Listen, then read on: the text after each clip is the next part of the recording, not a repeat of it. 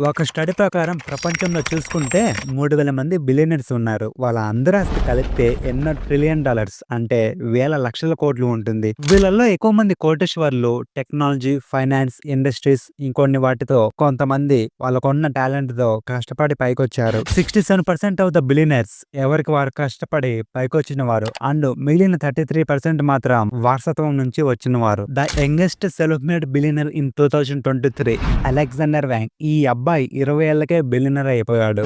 And అలాగే Kylie Jenner, ఈ అమ్మాయి కూడా చిన్న వయసులోనే బిలియనర్ అయిపోయింది. ప్రపంచవ్యాప్తంగా చూసుకుంటే బిలియనర్స్ లో ఉమెన్స్ 10% మాత్రమే ఉన్నారు. New York, Hong Kong, Moscow and Mumbai వీటిని బిలియనర్ సిటీస్ అని పిలుస్తారు. చాలా మంది బిలియనర్స్ చారిటీస్ కోసం వాళ్ళకున్న దాంతో most of their wealth charities కి ఇస్తుంటారు. ఇలా చూసుకుంటే Warren Buffett and bill gates వాళ్ళకున్న సంపదలో 50% చారిటీస్ కి డొనేట్ చేయడం జరిగింది. అండ్ ఇంకొంతమంది ధనవంతులను చూసుకుంటే like Elon Musk, Jeff Bezos and Richard Branson వీళ్ళంతా స్పేస్ ఎక్స్ప్లోరేషన్ మీద కాన్సంట్రేషన్ చేస్తారు.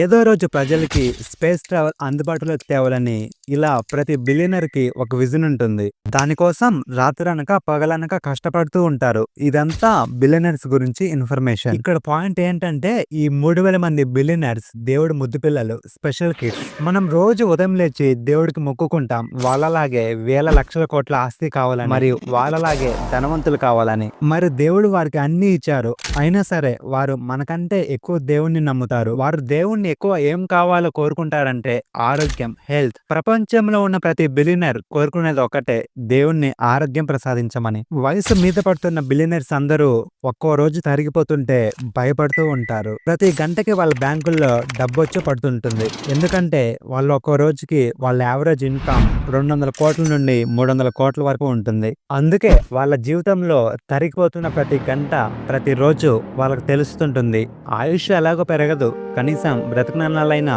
ఆరోగ్యంగా బ్రతకాలి, మంచాన పడకుండా పోవాలి. అదే వాళ్ళ కోరిక, మన కోరిక కూడా. ఏదో రోజు దేవుడు మనల్ని కూడా ఎత్తుకొని ముద్దాడతాడు.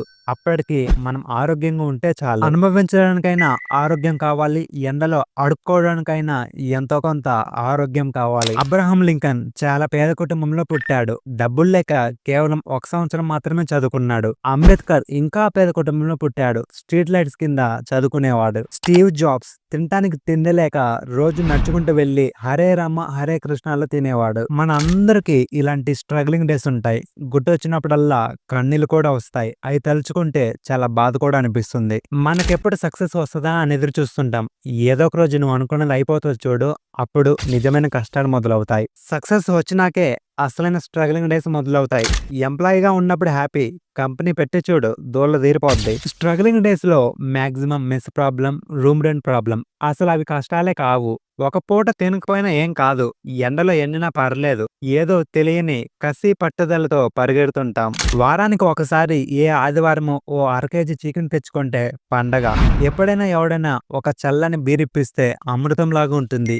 మీరు నమ్మినా నమ్మకపోయినా దోస్ ఆర్ బెస్ట్ డేస్. కర్మగాలి మీరు అనుకున్న సక్సెస్ వచ్చేస్తే అప్పుడు అసలైన స్ట్రగుల్స్ మొదలవుతాయి. స్ట్రగ్లింగ్ డేస్ లో కష్టాలను తలుచుకొని ఎప్పుడు కన్నీళ్లు పెట్టుకోవద్దు, నవ్వుకోండి.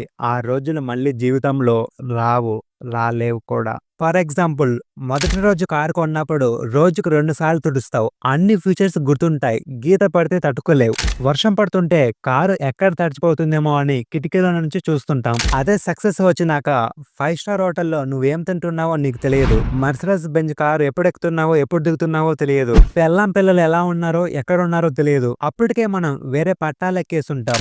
మన అందరికీ ఏదో ఒక రోజు సక్సెస్ వస్తుంది. అది వచ్చేలోపు మాత్రం ఎంజాయ్ ది స్ట్రగ్లింగ్ డేస్.